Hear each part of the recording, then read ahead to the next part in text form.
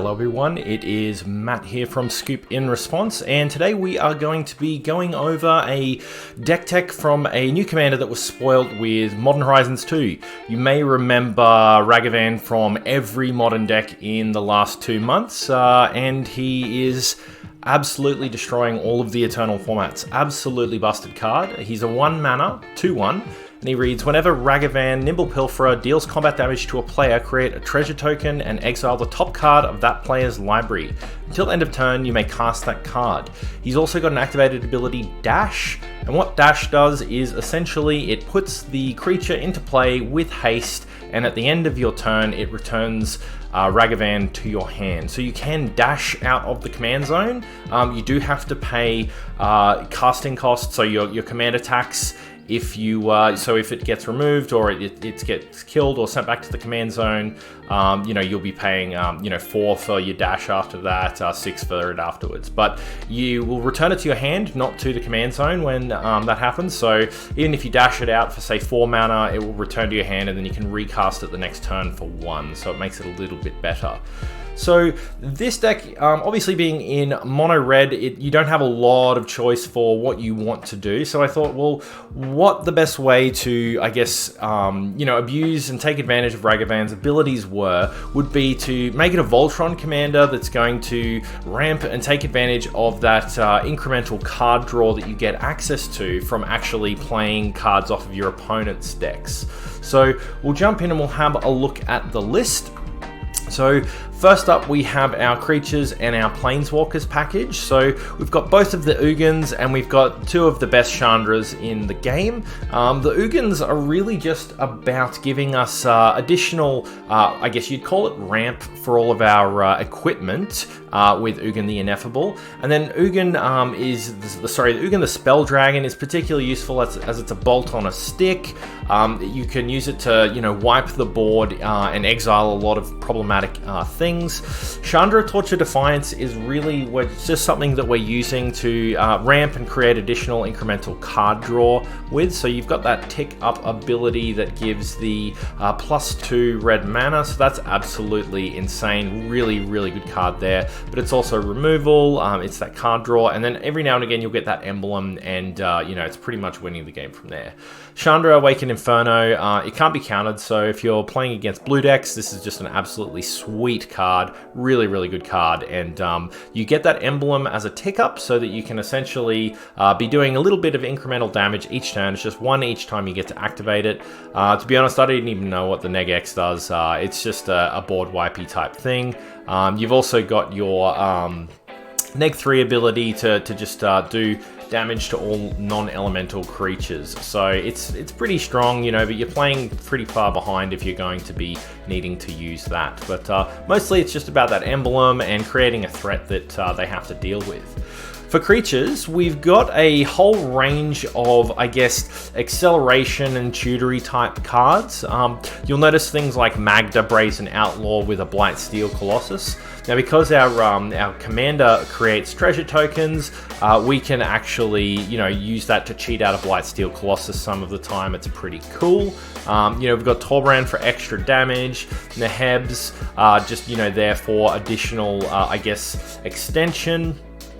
We've got a few of our goblins to, I guess, search for those choice artifacts, reanimate them from the bin, all of that kind of stuff. A few pirates, and then just some really good value, impulse draw style abilities. You've got Robber of the Rich, we've got Bogey, which is just great in the deck, but you can play its alternative side as well for additional value.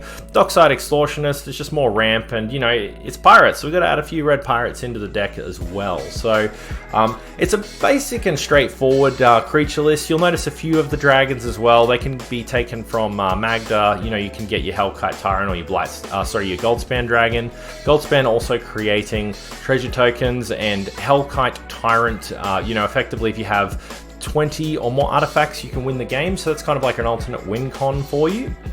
So as I mentioned, this is going to be a Voltron deck, so the creatures obviously don't play into that too much. We do have a few tutors for cards that we can go and get artifacts and put them in the bin, so that's not too bad. But let's check out the next part of the deck so that we can sort of see where that leads us further.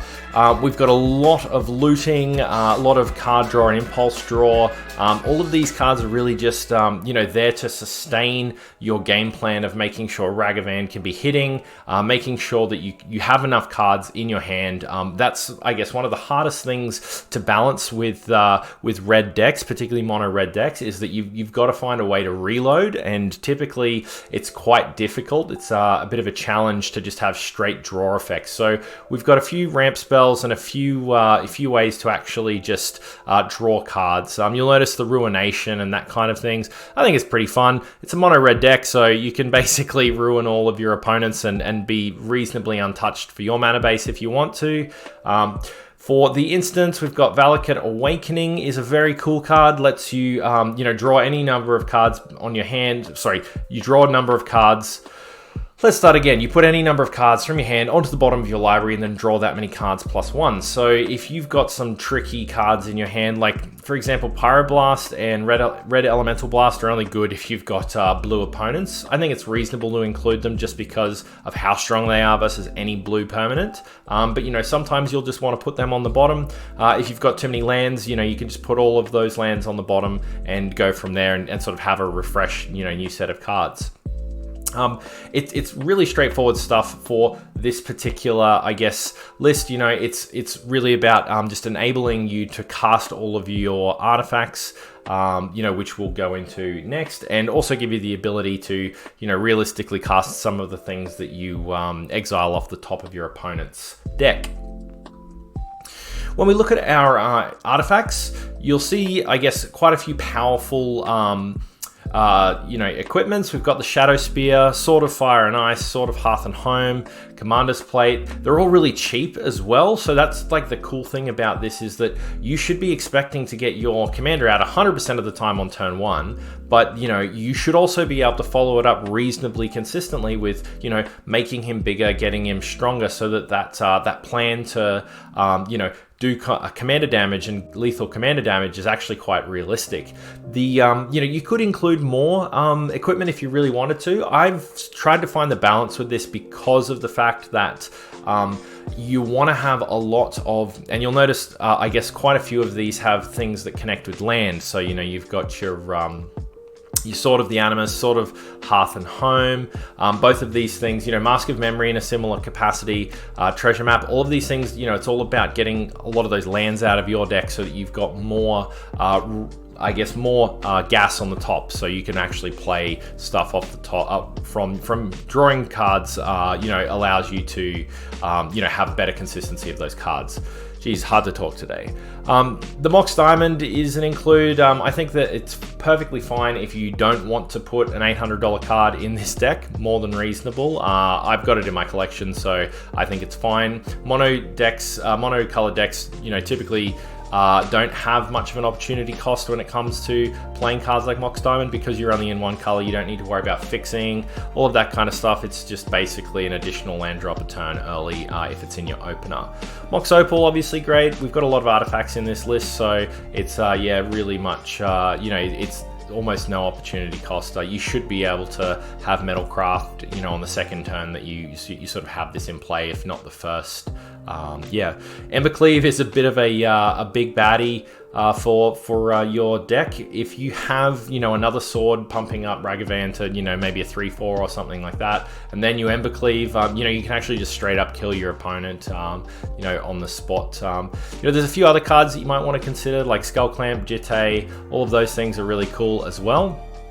Skull Clamp in particular, I've excluded because of our number of creatures is so low, but if you wanted to include it, I couldn't fault you for it. It's also something that we can search off of the Urza's Saga, which is in this list as well.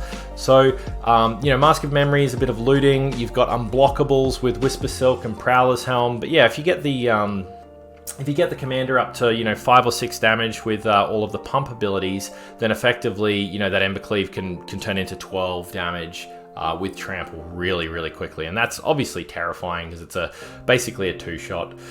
What's really cool, Idol of Oblivion. This card basically lets you draw a card if you've created a token, which is every turn that Ragavan attacks, you've created a treasure token, so you're always going to be able to activate this to draw a card. So really sweet include in this list. Moving on to the last bit, we have our land packages. We've got Rogue's Passage, War Room, Inventor's Fair. All of those should be pretty straightforward. A boatload of mountains, and because we're running mountains, we're going to play Valakut. Half the time it's never going to happen, but you know, if you actually get to late game and you know you've ramped out a whole bunch of land cards from your Sword of the Animus to sort of Hearth and Home and all of that kind of stuff, that Valakut just turns into 3 damage, you know, incrementally each turn, and that makes your lands sort of not, you know, it makes them, you know, something that's actually useful for removal, so you can get that extra damage in. The land base is super basic for the most part, so yeah, I wouldn't say that there's anything super crazy about the list. You don't have to run the fetch lands. I just like them because it thins out the deck. The Gemstone Caverns, you know, similar situation to what we were talking about with the Mox Diamond earlier.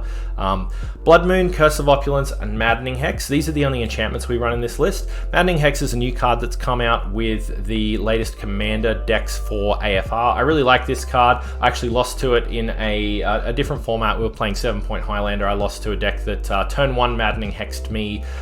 So basically all of my 1-mana cantrips required me to take, you know, 3 damage on average, and that was absolutely awful. Yeah, well, 3.5 damage on average.